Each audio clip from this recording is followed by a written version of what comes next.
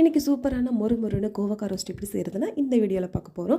இந்த கோவக்காய் ரோஸ்ட்டு செய்கிறதுக்கு ஃபஸ்ட்டு நம்ம கோவக்காயை நல்லா க்ளீன் பண்ணிவிட்டு ஒரு ஸ்லைஸாக கட் பண்ணிக்கிறோம். ஒரு கோவக்காயில் 8 பீசஸ் வர மாதிரி நல்லா கட் பண்ணி எடுத்துக்க போகிறோம். இந்த மாதிரி கோவக்காயை ஸ்லைஸாக கட் பண்ணி எடுக்கும்போது சீக்கிரமாக மொறுமொறுன்னு நல்லா வெந்துடும். ஒரு கடாய் எடுத்துகிட்டு அதில் தேவையான அளவு எண்ணெய் சேர்த்துக்கிறோம். அது கூடவே கட் பண்ணி வச்சுருக்க கோவக்காய், தேவையான அளவு உப்பு, மஞ்சள் தூள் சேர்த்துட்டு நல்லா ரோஸ்ட்டாக வர அளவுக்கு வறுத்துட்டே இருக்கும். இதுக்கு கடைசியாக நம்ம ஒரு பவுடர் சேர்க்க போகிறோம். அந்த பவுடர் ரெடி பண்ணுறதுக்கு கொஞ்சமாக மல்லி, கடலைப்பருப்பு, உளுத்தம்பருப்பு, வெந்தயம், நிலக்கடலை, சோம்பு, சீரகம், அப்புறம் வரமிளகாய் இது எல்லாத்தையும் நல்லா வறுத்துட்டு பவுடரை அரைச்சி எடுத்துக்க போகிறோம்.